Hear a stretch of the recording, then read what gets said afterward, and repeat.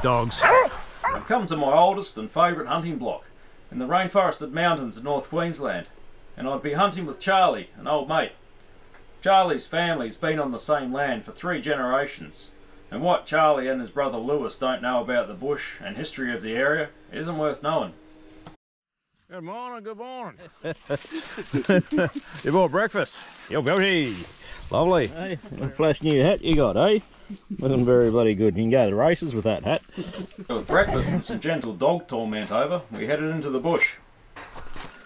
Bag of boar for Bruce. You alright? Yeah. As you'd expect, Charlie's been hunting this land since he was a little fella, and has no shortage of pig hunting yards. Sometimes it seems like every landmark has a hunting story to go with it. A bloody horrendous looking den, isn't it? That's beauty, that one. Go up a bit closer, you can tell us the story, Charlie. Yeah. So you reckon a buddy, you and Clicker, chased a, or a body boar chased you more by the sound of We it? come down from up there and I was standing right at the end. Yeah. Anyway, she come wandering down here, it was just a Talk off. trees tearing and dogs yapping and grub bashing. Big boar? 100 odd kilos. Ooh. Oh man, it's a mighty den.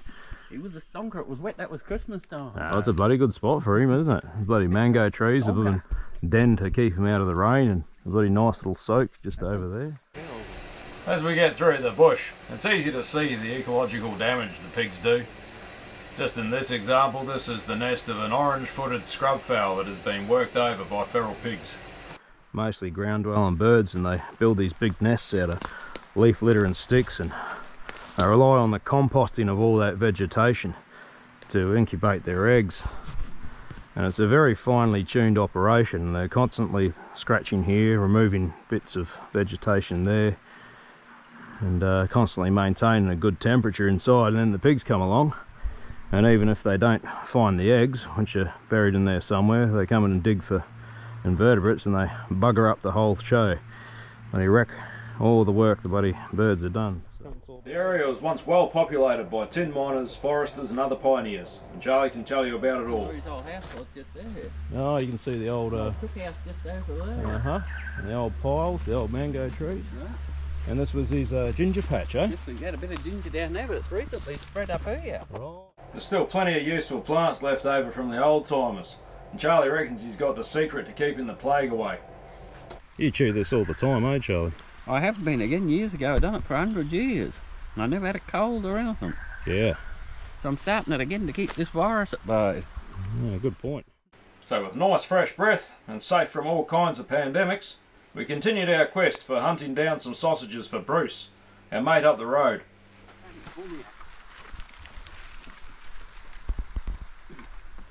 There's been the odd little bit of sign. Yeah. Just a little bit here and there. Bit of digging on the side of the creek, chasing the crabs up here. So, you bite Stu in the ass and hang on, you can pull you up there. Crack a little waterfall, this one, isn't it? Oh, the fair old distance now. Bit of flat ground. Yeah, bloody a bit nice, eh? A bit of open country for a change. Bloody pigs love these things. These are a native truffle. We just hit this old mine and exploration road here. A bit of fresh sign. And Prickle and Mia have gone about 340, 350 at last check.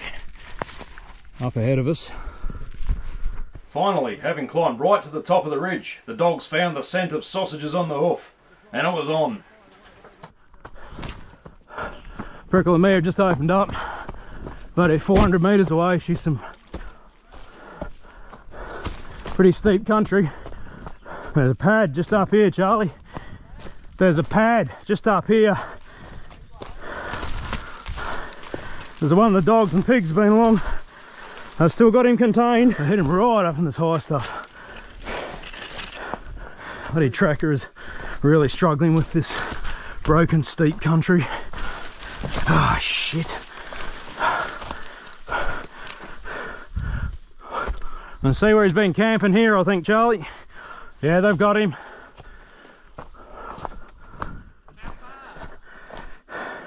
240 metres. Look at this. Big dog just ahead of us. Yeah. Hang on. Was that a buck? Yep. Oh, there's some beautiful wallows here. See a lot of activity, all this bloody mud everywhere. So this is Mia's bale. And she's quite low pressure when she's by herself, so gonna have to be very cautious sneaking into this. Otherwise that bloody pig will break. And everything will have been for nothing. By now we'd pushed across the heads of half a dozen gullies to where Mia was bailing solo. The other dogs showed up to the party and I was sure the whole show was going to head downhill and descend into total chaos.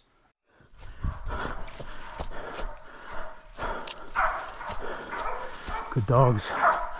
Keep him there. Here he comes. He's not happy about them. Pretty good pig. If he gets onto me, he's liable to charge straight down this gully at me.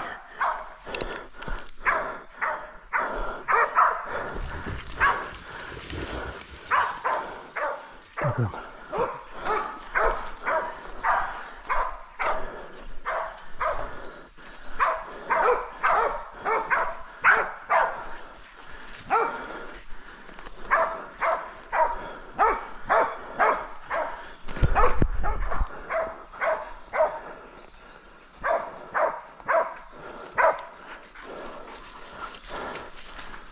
Get him!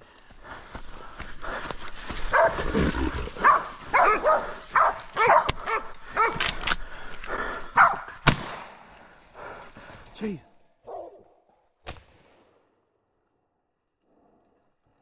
Jesus Christ.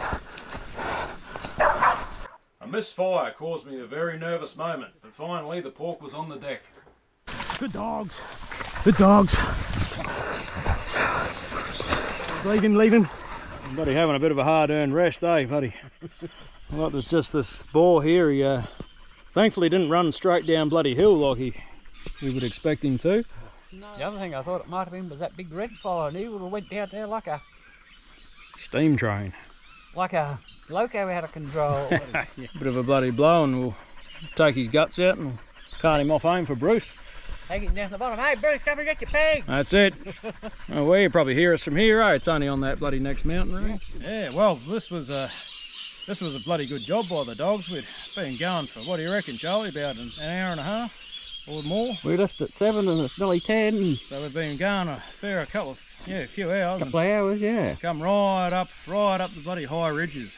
We finally got up to some fresh sign that was going the right way, and the dogs took off. They took off pretty much straight across the contour of the hill, through about bloody half a dozen gullies and bloody... Just turned itself off, I think. Nah, it's alright, it's alright. Through about half a dozen gullies and through some of the thickest shitty lantana you've ever seen, and yeah, bloody Prickle and Mia actually hit it, had it bailed briefly, then it broke and Prickle lost the trail, but Mia stayed on it, and Mia had it bailed by herself for a good long while before we managed to get there, and the other dogs finally bloody got their shit together, and I was convinced it was going to break when they hit it, but no, nice low pressure bail, and if the dogs had been any harder, this thing would have been bloody on his way down to the hill and probably across the other mountain by now. We wouldn't have got him, but he's not a bad sort of pig. What do you reckon, Charlie? 70-ish? I reckon he'd be a good 70, yeah. Yep. Not the world's biggest pig, but he's a good healthy rainforest bugger, so we're going to drop the guts out of this bloke and we're going to take him all the way. Down you can't the even hill. see on the camera, yeah, out there to the next bloody mountain where bloody Bruce wants a boar for making salamis and sausages from. So he got his bacon. got his bacon. All right, now we've got the real hard work. No, well, that's your job now. Rightio, good on you, Charlie. Steep along here. I'll say. Yeah, well, at least we've got most of the way downhill, eh? It's all downhill. Very nice. Very nice. Downhill. But it's a long way downhill. All the way down there. No matter. So we're just coming down the ridge where we've caught this boar, and I found this bloody bit of extensive earthworks. If anyone doubts how much damage these bloody things do to the bush, just have a look at that. Bloody doing up this boar we got earlier in the morning. Timed it perfectly for the bloody rain.